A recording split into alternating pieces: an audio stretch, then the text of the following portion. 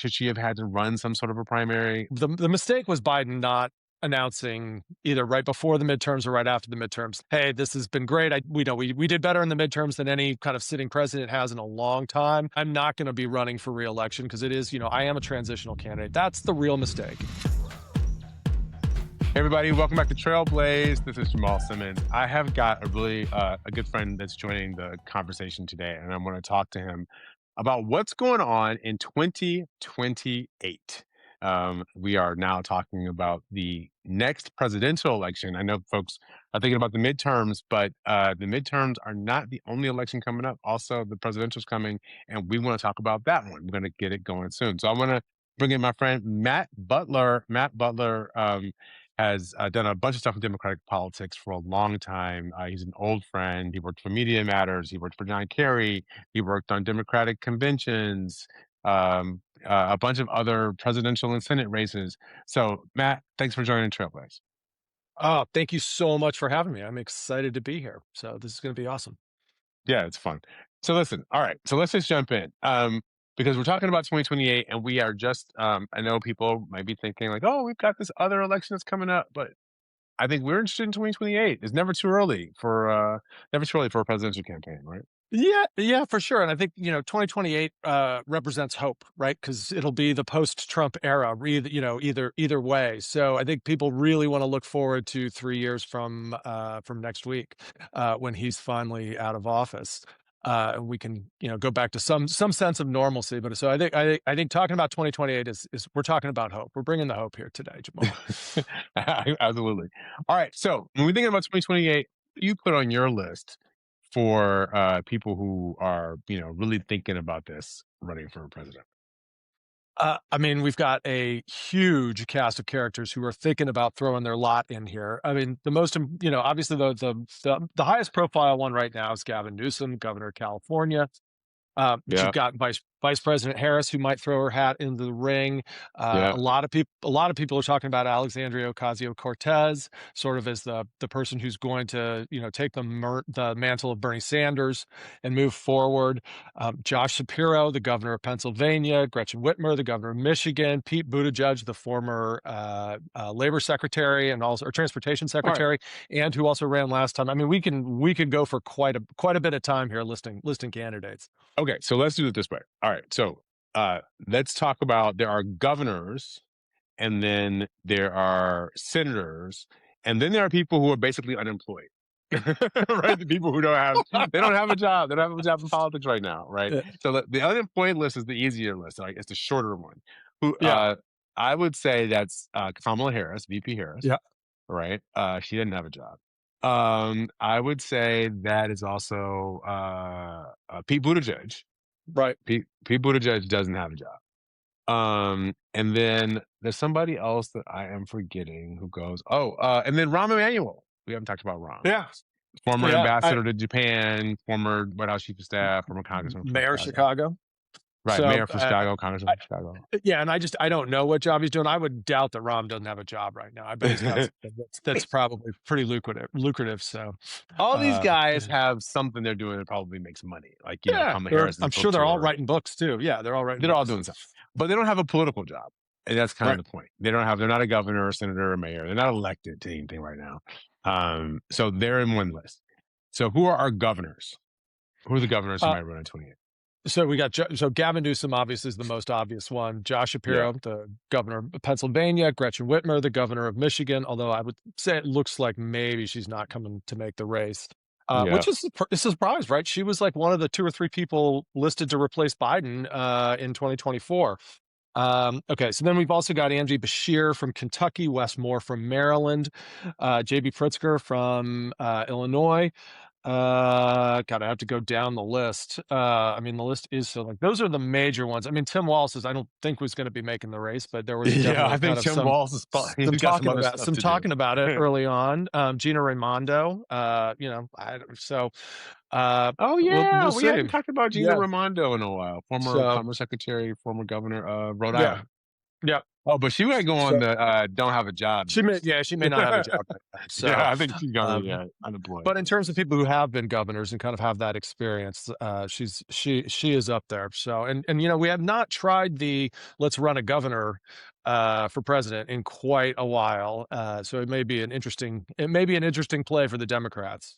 The So Democrats have not run a governor for president of the United States since 1996, I would assume. Well, it was no, 92 was well, when they he ran it. 1992, right, Yeah. 1992, So 96 was a reelect, nice right? things he ran a president. Yeah, he ran a Yeah, we ran a president. That was kind of our first foray into the politics was back then in the early 90s. yes.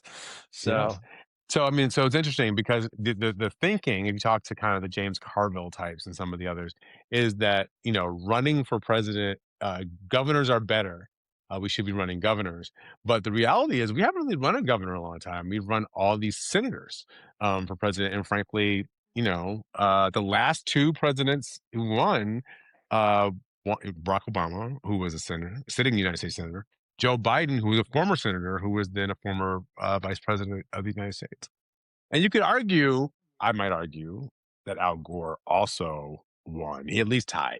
But anyway, he at least tied, but he didn't yes, serve. So, but he didn't serve.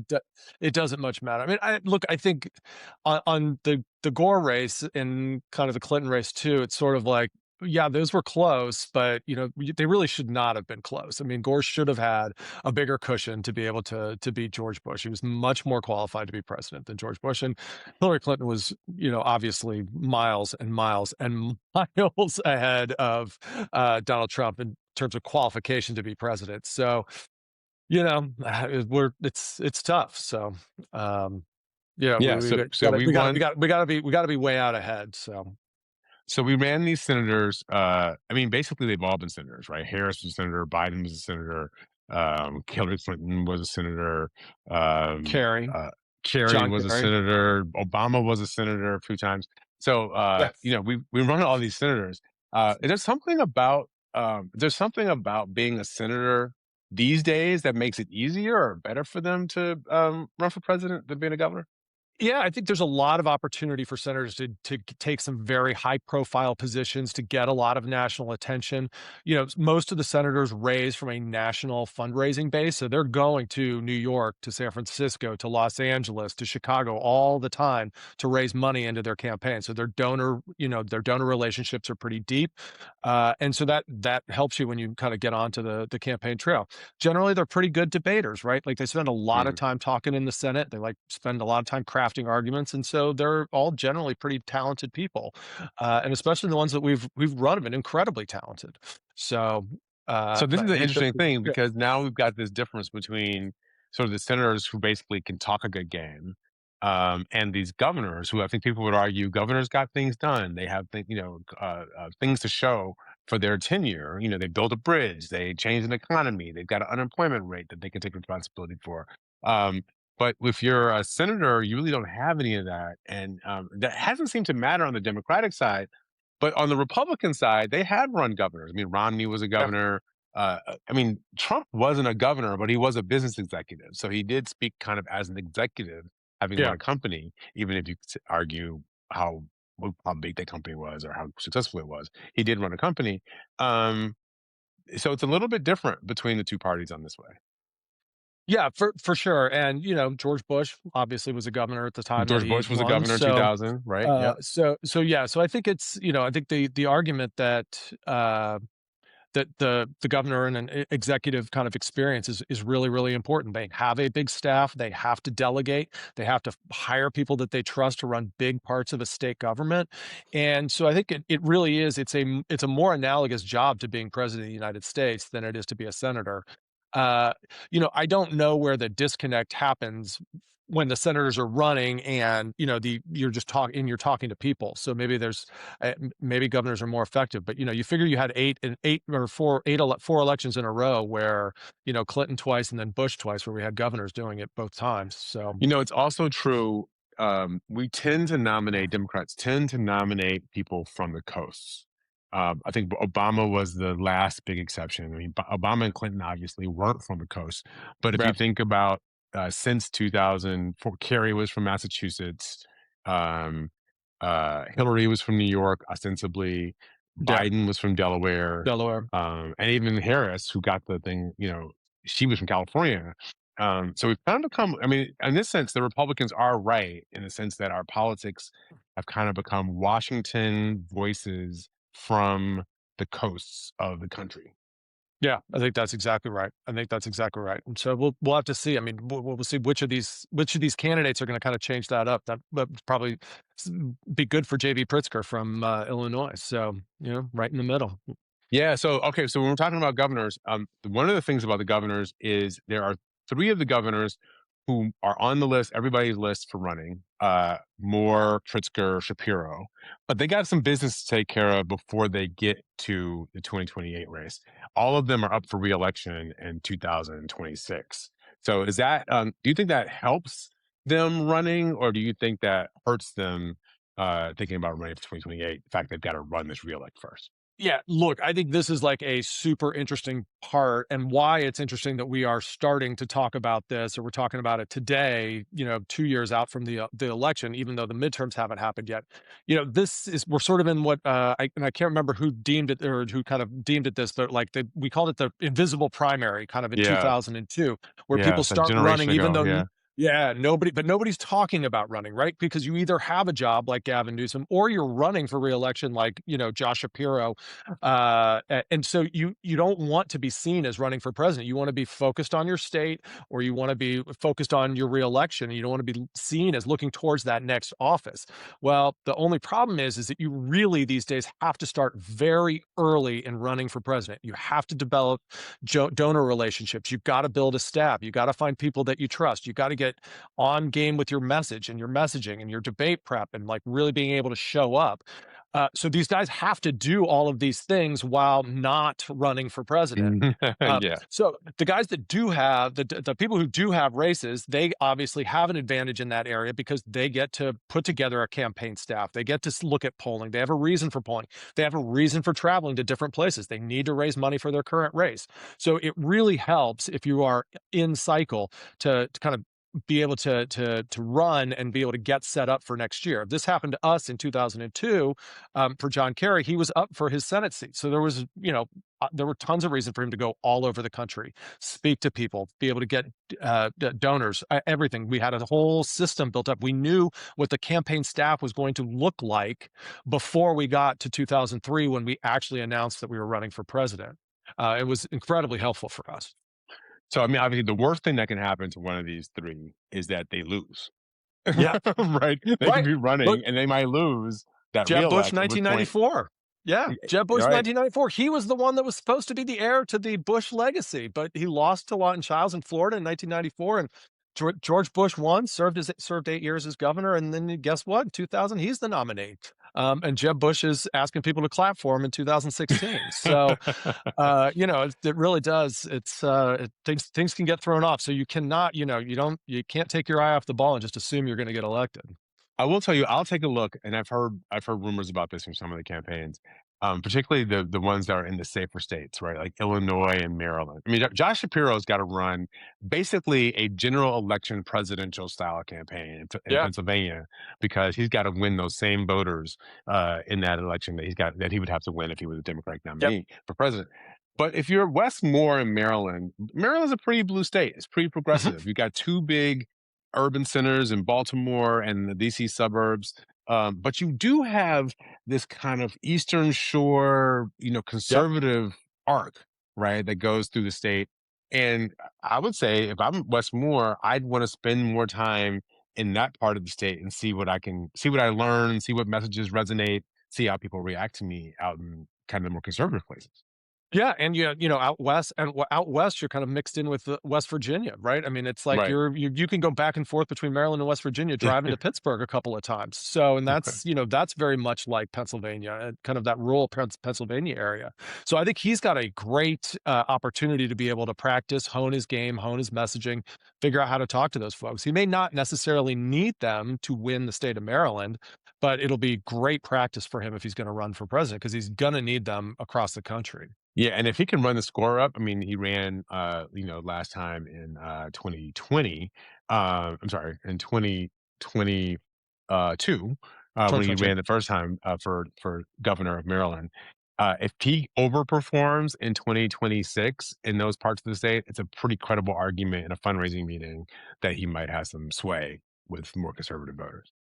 Yeah, and then there's also the governors who are not up for reelection. So you've got Yeah. like Andy Bashir in Kentucky, who people are talking a lot about. Yeah. Now he doesn't necessarily have a political campaign reason to be going across the country, but he did get himself installed as the chair of the Democratic Governors Association. So he's now responsible for all of these governors running in all of these different states that are in cycle, and he gets to go raise money, meet those donors, help out people, really build political connections, build his political operation, and so that's going to do that's going to help him immensely as we go into 2027. Yeah. You know who also was chair of the Democratic Governors Association the cycle before he ran for president was Bill I Clinton. I believe it was Bill Bill Clinton. Yeah. Yeah, So yeah, exactly. So it does help you. It does, it helps you get your messaging right. I can remember in the Wayback Machine when Barack Obama did this in 2006. In 2006, he spent that election cycle traveling around, doing events, meeting people, not just doing fundraisers, which Hillary Clinton did a lot of fundraisers, yeah, but she didn't do a lot of public events. But he did public events with people. He tested messages. He heard what the other candidates were saying. And I think that helped him when he started to show up on the campaign trail in 2007 and 8 because he had kind of been around the country a little bit and had some understanding of what people were thinking and feeling. yeah. I mean, he came out of that 2004 convention speech and just winning that election. I mean, he was just like a rocket to the moon, and he came out for us when I was running the Maria Cantwell for Senate campaign in Washington State in 2006. I think that was in probably like mid-March 2006. Did Mhm. 2 or 3 fundraising events for us and did 2 or 3 public events for us. And then his staff, asked like, "Hey, we'd like to get all those lists from the people who attended." And we thought sure they were just talking about the fundraising list so that he could continue to fundraise from those folks. And they're like, "No, we want the political list too, and we want the activist list. We want to see everybody that came to the events." And I'm like, what is this guy thinking about running for president? This is like, and I'm like, that was just naive, 30-year-old, 35-year-old campaign manager Matt. But yeah, sure enough, he was building a political operation, and he went to like think maybe 40 states or 40 different campaigns to help. So that's Well, I remember it's great to be able to go and help people. I spent the last weekend of the 2006 election in Nashville, Tennessee, where Harold Ford was running for the Hmm. Senate. But I actually think one of the reasons Harold Ford got beat in that Senate race was because Democrats were doing so well a lot of other places that Republicans had to concentrate on a few places they thought they could win. And Bob Yeah, Corker is the one who ended up beating him. But what I remember being in the uh, Obama and Harold Ford are on stage speaking. And I remember standing in the like outside, and I saw frankly, these two kind of middle-aged white women walking into the event, and they were wearing Obama 2008 buttons. And I remember thinking, like, what are they talking about? And so I went over to them and I said, "Hey, where'd you get those buttons?" And the woman said, "Oh, there's a guy out front. He's selling them $2 a piece." I was like, "Wait, you're paying for I'm in Nashville, Tennessee. White people are paying for buttons for an African American senator from Illinois who hasn't even declared himself to be a candidate for president yet. yeah. What is going on here?" It Yeah, was pretty amazing. yeah, he was, and that's, look, I think if you look at the field, I don't see anybody who is immediately popping out as some of the, as the next generational talent, that is like Barack Obama. And, I mean, that was just the 2008 primary. I mean, that was just a heavyweight of a fight with Hillary Clinton against Barack Obama. I mean, I don't know that we'll ever see two, incredibly strong candidates and Yeah, qualified candidates Titans. like that. Yeah, Titans of the party. definitely Titans. So, So we haven't talked about the senators. And so if we think about the ones who are sitting in the Senate right now, who are thinking about running for president, on my list, I've got perhaps Alyssa Slotkin, yeah. perhaps Cory Booker, Yep. uh, and then my sort of personal favorite, which is Mark Kelly from Arizona, a senator from Arizona. I think he's one that people should keep their eye on, especially because the more Donald Trump and Pete Hegseth fuck with Mark Kelly, I think the more they make him Yeah. a more credible candidate in the national scene. But there's some others. Who am I missing Yep. off of that senior list? So also from Arizona, Ruben Gallego is talking Yeah. about running and thinking about that. You've got Raphael Warnock Yep. from Georgia, Georgia. and also potentially John Ossoff. I mean, he's at least being mentioned on the prediction market sites. So there's definitely some chatter about that. Oh, Both of these guys have won Chris Murphy. tough races, and Chris Murphy from Connecticut. Yeah. Yeah. So having worked for a presidential candidate from Connecticut, I've got a little soft spot in my heart for Chris Murphy. So he's going forward with this. So And if then he we've does, got it's going to be good. which really almost never really works out. But we're in a world where strange things happen, so we got to mention them. The members Right. of Congress who are running. You always get a few members of Congress who run. It's usually a personal branding exercise more than it is a real stab at it. But you mentioned AOC when we started. We also Ro Khanna Yep. is on that list for the members of Congress who are thinking about doing it. Yeah, I'm trying to think if there's any others that are very particularly prominent this time. I don't know that there are, but some will probably pop up, right? There'll be a Tim Ryan this time. There will be an Eric Swalwell that's going to try to go for it. And we'll see. We'll see. And at the very worst, that they're going to really raise their profile to be able to get into the national conversation, depending on how they perform. And so it's probably going to be good for their careers to do it. All right, so let me ask you this. So I have been told before that running for president is not a really a marathon. It's more like a decathlon. Yeah. I think I heard Barack Obama say this once. Yeah. It's more like a decathlon.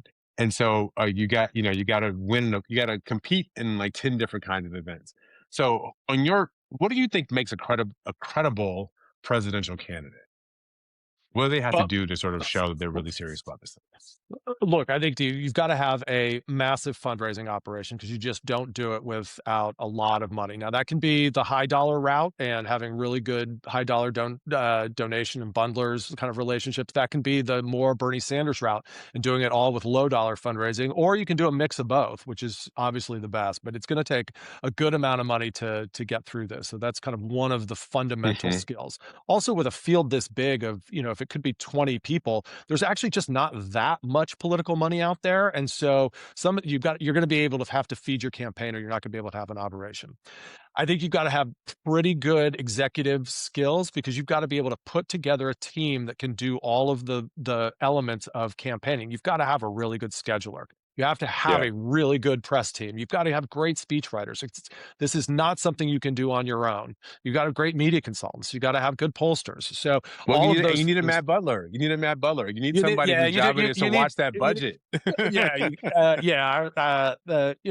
I don't know. Those are easier to find because you can find there's lots of accountants out there. So, But there's um, lots of people though. yeah, But I'm kind of making a joke about it. But yeah, there are all these reasons we're in a campaign where someone says, "Oh no, we got to like sponsor this table at this dinner," or we need to put this amount of money into early media in this place to make it work, or we need to do something.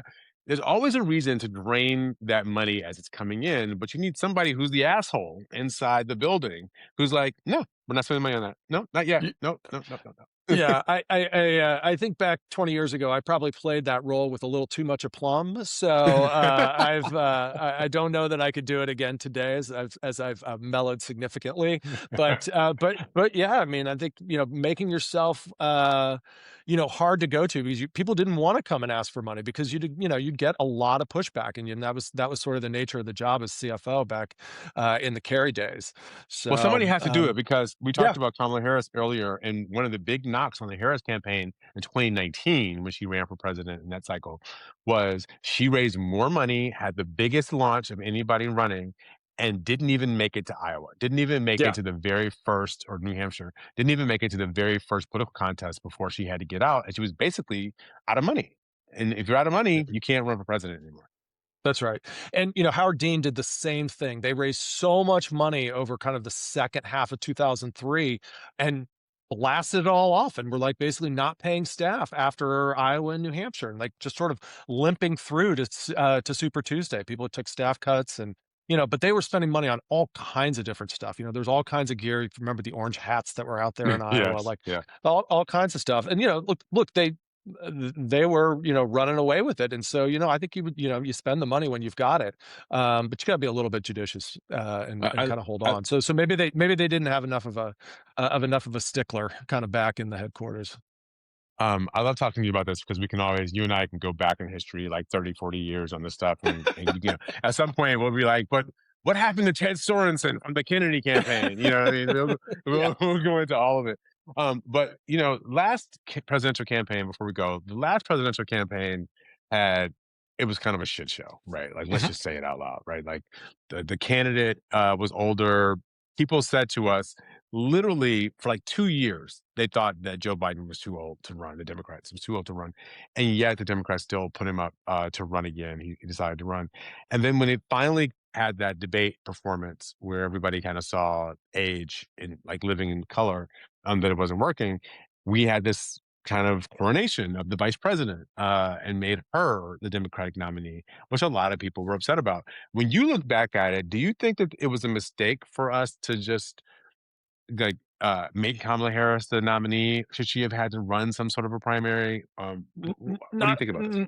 no, not at the time that she was given to run. I mean, the mistake was Biden not announcing either right before the midterms or right after the midterms, like, "Hey, this has been great.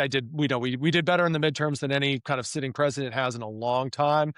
I'm not gonna be running for reelection because it is, I am a transitional candidate." That's the real mistake. If we'd been able to have a full primary, I think there's a very real chance that Kamala Harris would have been the nominee after a full primary, but she would have built her own staff. She would have gotten comfortable with her messaging. The process of running a primary campaign gets you so much better prepped, and you're battle hardened. Your team is battle hardened, so much harder, so much better prepared to be in the general election, be able to mix it up. So, but no, by the time he's dropping out in late June, early July, and the convention's maybe 4 or 5 weeks away, there Yeah. we needed to get behind one candidate, and we needed to go with it. And honestly, the first, I think, maybe 50 to 60 days of her running, I think she was absolutely Oh, incredible. Like, rocket her ship. Yeah. debate performance was fantastic. Her convention speech was great.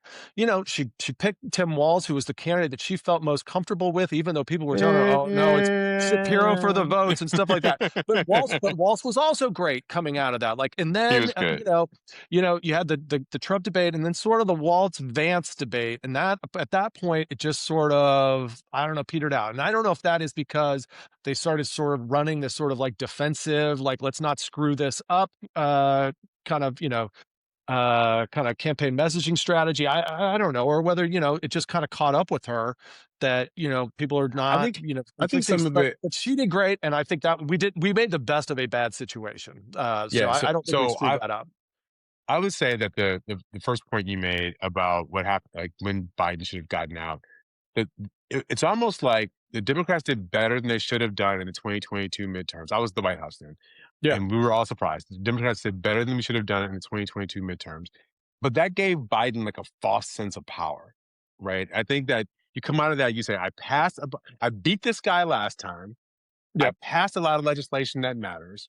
I don't want somebody else to benefit from the things that I've done. And I just had this kick ass midterm based on historical factors. Why shouldn't I? And I'm feeling good. Why shouldn't I run? So in the winter of 2022, going into 23, you make this decision that you're going to run for president. The real problem, I think, then is you get to the end of 2023 and going into 2024, and it's obvious that, President Biden's slowing down. People are starting to whisper about some of the things they're seeing. At that point, that's the place where the advisors really should have taken him into a small room and said, "Sir, you've done the best you could, but I think yeah. it's probably time for somebody else to do this." And at least maybe then you would have had, the winner of 2024 to like have a full campaign, and not just, have this debacle that we had in the summer. Yeah, no, I agree with you completely. That certainly, having a real primary would have been the best solution to try to figure out who the nominee is going to be. But given where we were in time, I mean, I think the coronation of the vice president was the right choice, and it really, man, it makes sense. I mean, we elected her I to mean, be there were some vice practical president, so arguments. There were some practical arguments. I mean, you've done campaigns, you've done conventions. One of the practical arguments that was convincing to me, because I was originally in the let's have a mini primary camp, like let's just let everybody say what they have to say and take a vote. But there was the question of like of the bank accounts. All these people had given money to the Biden Harris campaign, and if Biden dropped out, what what would legally be possible for them to do with all that money. And maybe the fact that Harris was still on the ballot, her name was on the account. So it Yeah. was a lot easier functionally for the party to just keep that money going, keep a lot of the infrastructure in place, and not have to rebuild it. I think Yeah, that and was a also just you're so close to the convention. You just have to start making decisions about what the television program that is the 4-day television program that is the mm, convention.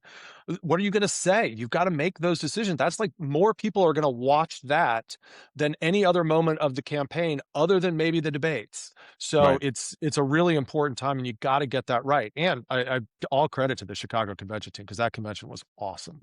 The So, convention was but awesome. awesome convention, awesome debates, unfortunately, do not win you a presidential election, so So what I think, you talked about the lag that happened after that. I think one of the things that happened is the people in the Biden campaign were lying to us, lying to America about how well that campaign was being run.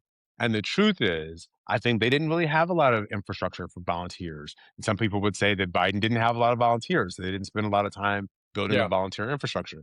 They didn't have they weren't making a lot of the calls that you would think people would be making in campaigns. And some of the things, they had offices open. 'Cause I think President Biden liked to have offices open, but you didn't have the infrastructure that was really working and robust. So Harris and them win, and I kind of know a little bit about this because then all my friends go into the campaign and they now are in the jobs, and so I'm now starting to hear like, oh, yeah, there's an office open there, but nobody really works there, or yeah, there are all these people calling the campaign who want to volunteer, but literally there's no volunteer infrastructure. So we've got to hire people who can who can run a volunteer program. So they were doing the best they could for weeks, but at some point they had to sort of catch up in terms of yeah. building the infrastructure underneath the excitement of the candidacy that could actually support her in the general election. Right, and also remember, Biden's campaign in 2020 was so weird because of Mm, COVID and not being able right. to do anything. It's not like That's right. they had run a full campaign with a full field operation that they could just be like, "Oh, this we just need to do this, this, and this. Like, we've got exit memos on how to build this." And so, everybody was doing it for the first time. So, I mean, look, I think most of the people worked as hard as they possibly could. I can't imagine what it would have been like to be in that campaign, feeling the highs and the lows of going through that. So I feel for all those folks, and I think they did a great job. But we made some big mistakes, kind of on a strategic level, and obviously we lost to Trump for a second time, which you know. It's just it's I mean it's still hard for me to understand. It's inexplicable to me that would happen, but So that's what happened. So here's one yeah, thing that might make it better is you know the last time we had a one-term presidency with the Carter presidency, which is before my political, like, I wasn't paying yeah, attention to politics seven. But it was a Carter presidency. And right after the Carter presidency, you got the Mondale nomination in 1984 after Carter lost in 1980. And so Mondale runs against Reagan and Mondale loses. In some way, it might be that, like, history is moving faster, right? So it's almost like it may be that we collapse the 1980 and 1984 cycles into one bad 2024 cycle. okay, Right? And so now we can say, like, the vice president had a shot, the president had a shot, the vice president had a shot. That part's over. God willing, Donald Trump won't be on the ballot again. And this yeah, could be an election where you have two really new faces at the top of the Republican ticket and top of the Democratic ticket. You could have two new faces, and we can win it by, or maybe it's JD Vance, who we can have a whole conversation about that next week. Maybe it's maybe JD Vance, and we're running against the Trump Vance debacle because America is sort of tired of the incompetence yeah. and malfeasance that we're seeing out of this administration. Yeah, I think So I don't it's know. I like your we lost Carter with Biden in the middle of the summer, and then we lost the vice president with Harris. I guess what I would say is being the former vice president has been a really good way to get the nomination to be Yep, president. Does it not every mean you're single going to one. win? Yeah, Right. doesn't mean you're going to win, but and in fact, we've lost a couple of those. I guess I have some sympathy for Harris. She didn't get to run a full campaign. Um, yeah, I mean, look, but a lot of these guys, like there was talk in 2004 of Al Gore. Was he going to try to run again? In 2008, it was like, oh, is John Kerry going to run again? Like it generally doesn't seem to happen, or it hasn't happened in a while. But if 1956, yeah, if Adlai vice Stevenson. yeah, but if vice president, Right. well, but then he lost again. So, Yeah, exactly. it's My not a great, dad was a not a child. track record. That's Yeah, how long ago that was. My it's not father a, was in elementary school. it's not a great analogy. Yeah. It's not a great, there's not a good track record with there. But, I think if Vice President Harris said, look, I don't feel like I got a full campaign to do this. I'd like to try again. I mean, I don't think that anybody can say she's not deserving of that. And, the delta between the 2019 campaign performance and her 2024 campaign performance, you clearly see that that is a candidate that gained a lot of skills in those 5 years, and like being vice president definitely helped her. So I think she's going to be somebody to have to reckon with if she decides to run. I don't know if she will, but certainly we're gonna have to take a look at her. Absolutely. If she decides to run, she deserves whatever shot she can take, and then she'll have to, we'll have to see if she makes it through the system. I think Yeah. the primary system is grueling, and as we started to go through kind of this list and the decathlon, it's money, it's staff, it's grassroots support, it's great candidate performance, it's message. You can't underestimate that. Tapping into something people want to hear. It's like kind of the informal candidate performance, debate performance matters, speeching, Yep. debates, and informal stuff. So there's a lot of things that really matter. And the one thing about politics, I say it's like if you're in a political campaign, it's like everybody's walking around with a book of matches and a field of like dried out kindling, right? And you're constantly just like throwing matches, trying to see what's going to catch. What's going to And then catch you on? never Yeah. know like what catches. And when it does, you got to be ready to like take advantage of that moment and really run on it. So they all have work Yep. to do. Yeah. And we could talk about this for hours and hours and weeks and months. So I don't know. anyway, so it's going to be Maybe fascinating we to watch. should. Maybe Maybe we we should. should. So All right. So if people are interested, I think we're going to do this again next week. You got time next week to come back and do this I again? probably could do it. I probably could do it. We can go a little more in depth into some of the operations and the people. Absolutely. So folks, I think Matt Butler and I will be back here talking about the 2028 campaign for the next week and maybe the week after that and the week after that. And we'll see how this goes. I like it. Yes. All right. All right. I'm for it. See you All next week right. on Showbase. Jeff. Thanks, Jamal.